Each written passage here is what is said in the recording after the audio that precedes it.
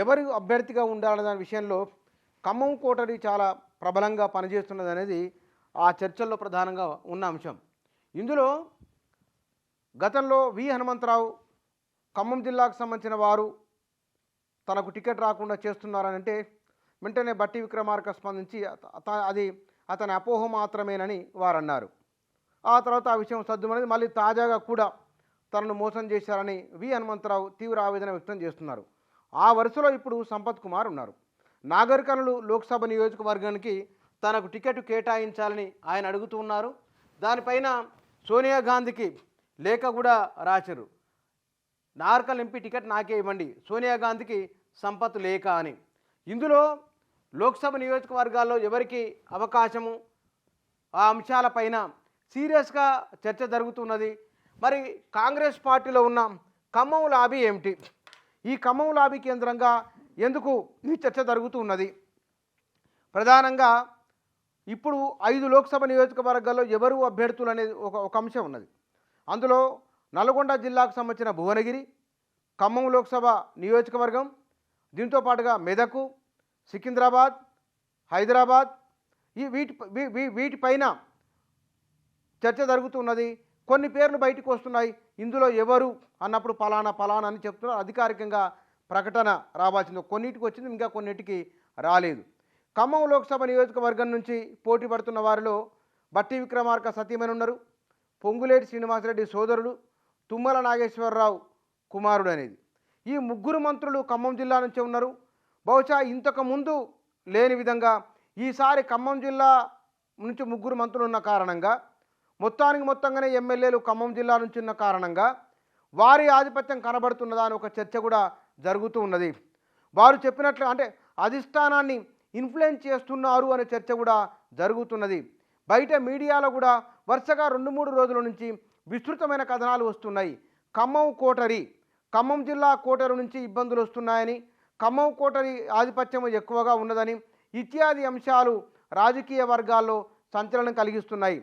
దీనికి కారణము ముగ్గురు సీనియర్లే ఉండడం. అక్కడి నుంచి తుమ్మల నాగేశ్వరరావు సీనియర్ మంత్రిగా ఉన్నారు, బట్టి విక్రమార్క వారు మొదటి నుంచి కాంగ్రెస్ పార్టీ, పొంగులేటి శ్రీనివాసరెడ్డి ఆయన మొదటి ఎన్నికలకు ముందు బీజేపీలో వెళ్తారన్నారు, ఆ తర్వాత కాంగ్రెస్లోకే రావడం, ఇత్యాది విషయాలున్నాయి.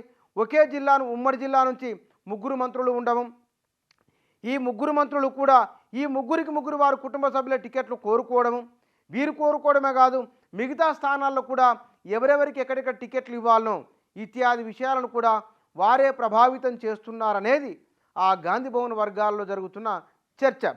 మరి ఇదే చర్చ మనకు భువనగిరి నియోజకవర్గం జరుగుతున్నది. రేవంత్ రెడ్డి సన్నిహితుడు చామల కిరణ్ రెడ్డికి ఇవ్వాలని, లేదు కోమటిరెడ్డి వెంకటరెడ్డి రాజగోపాల్ రెడ్డి సతీమణికి ఇవ్వాలని, అది కాదంటే కనుక బీఆర్ఎస్ నుంచి త్వరలో ఒక నాయకుడు రాబోతున్నారని కోమటిరెడ్డి వెంకటరెడ్డి ప్రతిపాదిస్తున్న మరొక పేరు కూడా ఉన్నది. ఇక్కడ ఈ నియోజకవర్గాలపైన, ఈ భువనగిరి నియోజకవర్గం పైన కూడా ఖమ్మం జిల్లాకు సంబంధించిన నాయకులు మిగతా ఇద్దరికి పరోక్షంగా మద్దతునిస్తున్నారని చర్చ ఇదంతా కూడా. ఈ చర్చల కారణంగా అంటే మొత్తం ఎస్సీ ఎస్టీ నియోజకవర్గాలు 5 నియోజకవర్గాలలో పెద్దపల్లి, కరీంనగర్, వరంగల్, తర్వాత ఆదిలాబాద్, మహబూబాబాద్, ఈ నియోజకవర్గాలలో నాగర్కర్నూలు నియోజకవర్గం ఉన్నది. ఈ నియోజకవర్గాలలో అభ్యర్థులు ఎవరున్న దానిపైన కూడా ఎక్కువ డిమాండ్ ఉన్నది, ఎక్కువ మంది పోటీ పడుతున్నది కూడా ఈ నియోజకవర్గాల నుంచే. మొన్ననే అసెంబ్లీ ఎన్నికలు జరిగినాయి, సర్వేలో కూడా కాంగ్రెస్ పార్టీ గెలుస్తుందని ఒక చర్చ ఉన్నది, అట్లా ప్రచారం జరుగుతున్నది. కాబట్టి కొంత కష్టపడి అధిష్టానంపైన ఒత్తిడి చేసుకుంటే కనుక, పలుకుబడిని ప్రయోగిస్తే కనుక టికెట్ తెచ్చుకొని రావచ్చు, లోక్సభకి వెళ్ళి అధ్యక్ష మహోదయ అనవచ్చు అనే ఒక భావన కాంగ్రెస్ నాయకుల్లో ఉన్నది. అందుకే రెండో శ్రేణి నాయకులు అధిష్టానబద్ధ పలుకుబడిని ఉపయోగించేవారు, మూడోది తమకు ఎమ్మెల్యేలు ఉన్నారని, తమ జిల్లా నుంచి ప్రాబల్యం ఉన్నదని, ఇట్లా ఈ రకంగా అధిష్టానాన్ని ఒప్పించుకునే ప్రయత్నం చేస్తున్నారు. ఈ చేస్తున్న వాటిలలో ఖమ్మం జిల్లా ఉన్నదని, ఖమ్మం జిల్లా కోటరీ ప్రభుత్వంలోనూ పార్టీలోనూ అది కీలకంగా వ్యవహరిస్తున్నదనే చర్చ జరుగుతున్నది. మొన్న హనుమంతరావు, తాజాగా ఇప్పుడు సంపత్ కుమార్, వీరిద్దరు కూడా ఖమ్మం జిల్లాకు సంబంధించిన వాళ్ళ వల్లనే తమకు టికెట్లు రావడం లేదని అనడం. అంటే ఒకరు పర్టికులర్గా ఒకరి పేరు ప్రస్తావిస్తే కనుక మరొకరు ఎవరి పేరు చెప్పకుండా వారు ప్రస్తావించిన వార్తలు మీడియాలో వస్తున్నాయి. మరి ఖమ్మం కోటరీ వ్యవహారం ఎట్లా ఉండబోతున్నది, టికెట్ల కేటాయింపులో ఇప్పటికే బీజేపీ అభ్యర్థులను ప్రకటించింది, బీఆర్ఎస్ 11 మందిని ప్రకటించింది. ఈ లుకలుకల కారణంగా అతికి వెళ్తే గనక అత్యాశ కారణంగా, అతి అంచనాల కారణంగా కాంగ్రెస్ బోరలా పడవచ్చు కాదనడానికి లేదు. ఎందుకంటే ఆలస్యం అవుతున్న కొద్దీ రకరకాల కారణాలు వస్తున్నాయి. మొన్ననే నామినేటెడ్ పోస్టుల భర్తీ విషయంలో ఉమ్మడి కరీంనగర్ జిల్లాకు సంబంధించిన 2 మంత్రుల విషయంలో ఒక మంత్రి తనకు తెలియకుండానే చేశారని మరొక మంత్రి ఆవేదన చెందడం, దానికి సంబంధించిన వార్తలు కూడా వచ్చినాయి.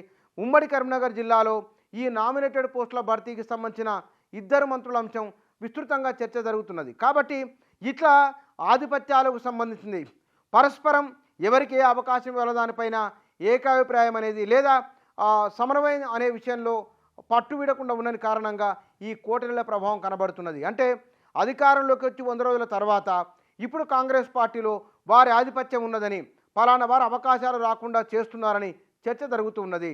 ఎన్నికలకు ముందు టికెట్ల విషయంలో మునిపెన్నడు లేని విధంగా చాలా సామరస్యంగా స్వల్పమైన విషయాలు మినాయిస్తే కనుక అంటే అప్పుడు గెలుస్తామా లేదా, ఇన్ని సీట్లు వస్తాయా లేదా, బహుశా భయము అనుమానం ఏదైనా ఉండవచ్చు. అప్పుడంతగా వ్యతిరేకత లేదు. మంత్రివర్గంలో కూడా ఎవరిని తీసుకోవాలనే విషయంలో తమకెందుకు వెళ్ళదని కూడా మిగతా వాళ్ళు పెద్దగా క్వశ్చన్ చేయలేదు. ఎందుకంటే గెలిచినాము, ప్రభుత్వం వచ్చిందని అనుకున్నారు. ఇప్పుడు లోక్సభ విషయంలో గెలవబోతున్నామని వచ్చిన తర్వాత ఇప్పుడు వారి అధిష్టానం వద్ద వారి ప్రభావం ఉన్నవారు, సుదీర్ఘకాలంగా కాంగ్రెస్ పార్టీలో ఉన్నామని అంటున్నవారు, ఇట్లా తమ వలన ఎమ్మెల్యేలు గెలిచింది కదా అని భావిస్తున్నవారు, ఇట్లా చాలా అంశాలు కాంగ్రెస్ పార్టీ ప్రభావితం చేస్తున్నాయి. ఇందులో ఖమ్మం జిల్లా కోటరీ కీలకమైన పాత్ర అంటున్నారు. మరి వీరిని ఎట్లా సమన్వయం చేసుకుంటారు ఏమిటి అనేది చూడాలి.